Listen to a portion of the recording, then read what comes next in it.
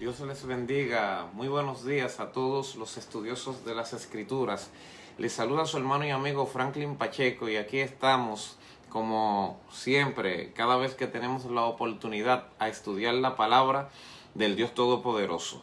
Quiero saludar y felicitar a cada una de las personas que nos siguen a través de esta programación. Estamos estudiando ética ministerial y la semana pasada introdujimos este tema muy precioso y aprendimos que la ética es la parte de la filosofía que se encarga de estudiar acerca de la moral y las obligaciones del hombre. O sea, la moral y las obligaciones de un hombre son manifestaciones intrínsecas de la ética. Si pudiéramos dividir la ética en dos partes, la dividiéramos en estos dos elementos, moral y obligación. ¿Qué es la moral? La moral es la ciencia del bien, tiene que ver con todo lo que es honesto, lo noble, lo puro, lo íntegro. La integridad está muy conectada con la moral y sus palabras básicas, tomo tumma, sano, completo, ileso, dando a entender que una persona moral es una persona que está sana, que es una persona que está completa, es una persona que está ilesa, no ha sido traumada, no ha sido dañada por las situaciones normales que pueden dañarle la vida a una persona. Pero también la ética tiene que ver con obligación. Y cuando se habla de las obligaciones desde la dimensión de la ética, nace una ciencia que se llama la deontología.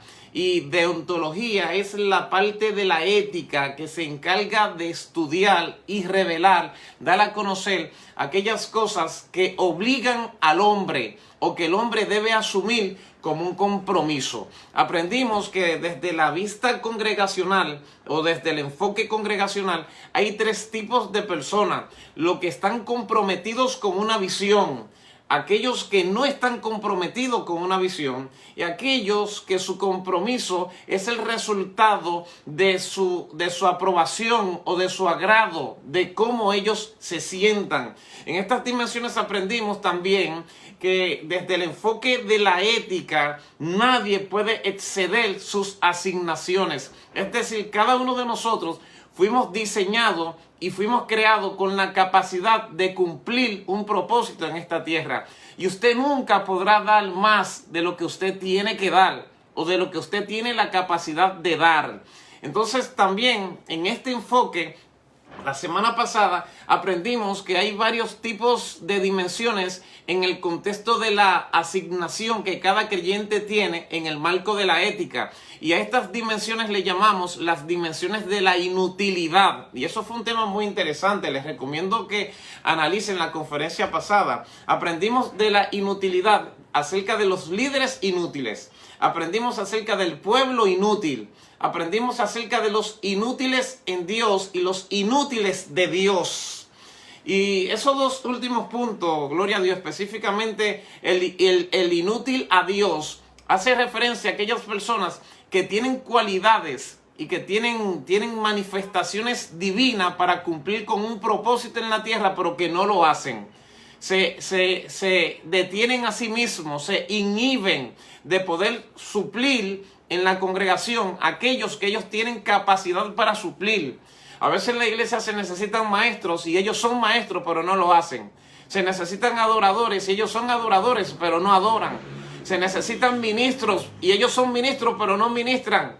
Así que tienen capacidades pero no las manifiestan, así que son inútiles a Dios. Y aprendimos acerca de los inútiles de Dios, que son aquellos que sí tienen capacidades y las manifiestan, y que el Señor dice acerca de ellos que cuando han cumplido con todas sus asignaciones deben decir: siervo inútil somos, porque lo que teníamos que hacer, eso fue lo que hicimos. Y es ahí donde se manifiesta el nivel más elevado de la inutilidad desde la dimensión positiva, que es la inutilidad que te constriñe. Y aprendimos que el apóstol Pablo hace referencia a esta palabra en 2 Corintios 5:14, cuando él dice: porque el amor de Cristo nos constriñe, pensando en esto, que si uno murió por todos, también todos moriremos por causa del Señor. Y que cuando se habla de contrición, se está hablando de aquella fuerza del amor que te obliga y que hace que tú te manifieste a hacer cosas que no necesariamente tú quieres hacer.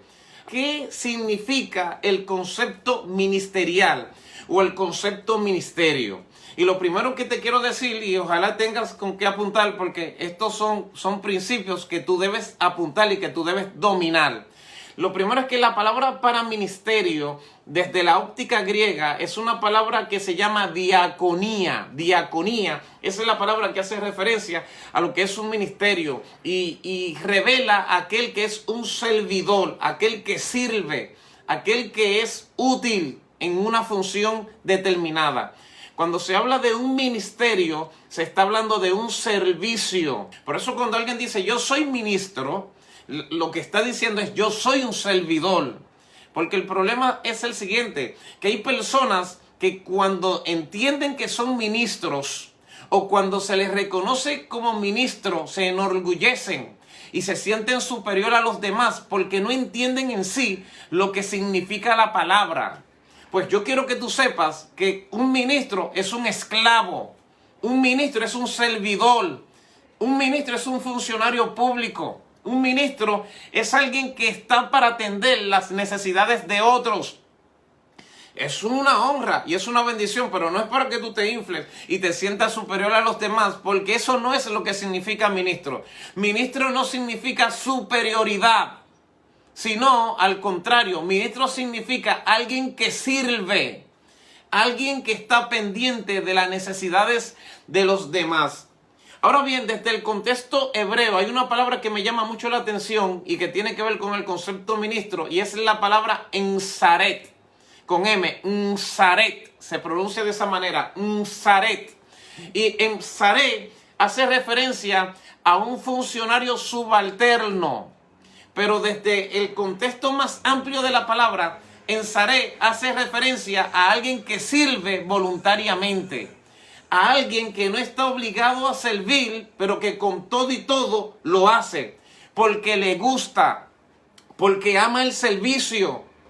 Tiene que ver con un estilo de vida asumido por aquellos que le encanta servir. Por eso es que el ministerio se recibe desde arriba, pero se desarrolla abajo y se construye con el testimonio del ministro. Como dice un pastor amigo mío, el pastor Cortés, eso habría que escribirlo. El ministerio se recibe de arriba, se desarrolla abajo, pero se construye con el testimonio de aquel que ha sido reconocido como un ensaret, que ha sido reconocido como un ministro, como un funcionario subalterno. Pero el texto hace referencia de que los vientos y las llamas de fuego son sus mensajeros y son sus ministros, haciendo referencia al ministerio angelical. Dios los hace. Y si Dios hace a los vientos sus mensajeros, y si hace a las llamas de fuego sus ministros, tiene poder y autoridad para hacer de ti un mensajero y para hacer de ti un ministro. Bendito y alabado sea el nombre de Dios. Y si somos ministros y si somos mensajeros, entonces deberíamos tener patrones de ética que nos revelen patrones de moralidad y patrones de obligación para con el pueblo en el que nosotros estamos sirviendo. Cuando se habla de un ministro de Jesús, de un pastor, de un evangelista, de un profeta, de un apóstol, de un maestro, cuando se habla de un creyente, de un cristiano, la gente debería decir, estas son las personas, son la reserva moral de la sociedad. Son la gente que guardan justicia, que hacen verdad para siempre, que dan pan a los hambrientos, que comparten con los afligidos, que tienen misericordia, que son veraces, es decir, que no mienten, que son justos, que son temerosos de Dios, que están apartados del mal. Esto no debería ser un mito de la iglesia. Cuando la gente piensa en la iglesia y cuando la gente piensa en los ministros, debería pensar en nosotros como la reserva moral de la sociedad. Por eso cada vez que un pastor, que un evangelista, que un profeta, que un apóstol, que un maestro actúa de una manera inapropiada, manifiesta conductas que no cualifican y que no identifican a aquellos que han nacido de nuevo, está tratando de destruir una estructura que identifica a la iglesia de Cristo. Jesús dijo, aprendan de mí, que soy manso y humilde de corazón, y hallaréis descanso para vuestras almas. Llevad mi yugo sobre vosotros. Mi yugo es fácil y ligera es mi carga. Y se supone que todo lo que servimos al Señor en el ministerio hemos aprendido de Cristo y hemos recibido de Cristo con nuestras debilidades, porque que la tenemos, la tenemos. Tenemos nuestro temperamento, nos enojamos, inclusive nos entristecemos cuando vemos cualquier situación. Pablo dice, ¿quién no se enoja cuando ve una situación crítica o una situación en la que yo tampoco me puedo enojar? Como diciendo, somos seres humanos y cometemos errores, pero hay patrones de moral y hay patrones de ética que no estamos dispuestos a romper. El primero es Jeremías, capítulo 1, versículo 4 al 5. Así que yo les pido, abra su Biblia, estudioso de las Escrituras, en el libro de Jeremías, capítulo 1, versículo 4 y 5. Y oiga lo que dice la palabra de Dios. Vino pues palabra de Jehová a mí diciendo, antes que te formases en el vientre te conocí, y antes de que nacieses te santifiqué, te di por profeta a las naciones. Eso tiene que ver con ética ministerial. Es el reconocimiento del origen de tu ministerio. Es el reconocimiento de la fuente. Es el reconocimiento del inicio, del lugar donde todo comenzó, del lugar donde nació la revelación y del lugar donde nacieron los misterios. Oye lo que Dios le dice al profeta, antes de que te formases en el vientre te conocí. Como diciendo, el origen de tu ministerio estuvo en el preconocimiento del Dios de Israel, que te conoció antes de que tú te formases. No fuiste tú que elegiste formar parte del ministerio. Fuiste elegido para tener un ministerio. Y fuiste elegido para ofrecer un servicio a Dios. No fuiste elegido porque tú eres mejor que otros. No fuiste elegido porque tienes un intelecto muy elevado, un coeficiente intelectual altísimo. Ni siquiera fuiste elegido por malo o por bueno. Fuiste escogido desde antes de la fundación del mundo porque Dios dice, te conocí, yo te conocí. Yo supe quién eras tú. Y el concepto de conocer implica unidad, ¿lo sabías? Conocer es unión. ¿Por qué tú crees que al árbol que estaba en el huerto se le llamaba el árbol del conocimiento del bien y del mal? Porque desde esta dimensión la palabra conocer es la palabra hebrea dat, que se traduce como unir. Por eso dice que cuando conoció a Adán su mujer Eva, ¿qué significa? Se unió a su mujer Eva. Y el contexto del árbol del conocimiento del bien y el mal dice, el lugar donde el bien y el mal se unen. O sea, cuando él comió de ese árbol, él unió el bien que había en él con el mal que no estaba en él. Y lo hizo formar parte de una sola cosa. Por eso Dios dice, antes de que tú te formases, te conocí. ¿Qué es lo que está diciendo Dios? Antes de que tú te formases, me uní a ti. Antes de que te formases en el vientre de tu madre, tú y yo teníamos una relación estrecha. Alabado sea Dios eternamente y para siempre. Y antes de que nacieses, te santifiqué. Santificar es separar. Primero, antes de que te formases, te conocí, porque ese ministerio que tú tienes, te lo di yo. Y antes de que tú nacieses, te separé. Me uní a ti y te separé. Te aparté. Y te di por, profeta, apóstol, maestro, evangelista, pastor, misionero, danzarina, adorador, predicador, líder, que predique en las calles, que va a los hospitales, que limpia la iglesia. Te di por. Bendito sea el nombre de Dios. Ese es un texto que tiene que ver con tu ministerio. Debes conocerlo. Tiene que ver contigo. A ti no te ungieron los hombres. Los hombres que te ungieron obedecieron al depósito que estaba en ellos. A ti no te señalaron. Quien te señaló obedeció el depósito que estaba en ellos. Tú eres un ministro de Cristo. Nunca dudes del manto que está en ti. Ni evalúes el éxito de tu ministerio por los resultados. Porque es posible que ahora mismo tú no estés viendo lo que tú quisieras ver. Es posible que como pastor tal vez tu iglesia no esté llena de miembros. Que como evangelista las multitudes no van detrás de ti convirtiéndose a Cristo. Es posible que tú no estés viendo lo que tú quieres ver. Pero eso no te resta méritos ministeriales. ¿Sabe qué te resta méritos ministeriales?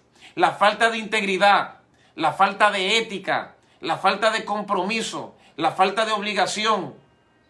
No puedes confundir una cosa con la otra. Este pasaje debe regir la vida de todos los creyentes. Y lo primero que dice es que no debemos servir al ojo. Los ministros de ética, los que tienen ética ministerial, los que respetan el ministerio, los que tienen moral, los que tienen patrones deontológicos, los que tienen niveles de inutilidad elevado, como el siervo inútil, que se escucha un poquito chocante, los que tienen a Dios por cabeza, los que han puesto los intereses del Padre por encima de sus propios intereses, no sirven al ojo. Guarde esta palabra, hermano. Y esa palabra, servir al ojo, viene de una palabra griega, se llama oftalmodulia. Oftalmodulia, puedes escribirlo. Y esta palabra hace referencia de aquel que escoge a quien servir.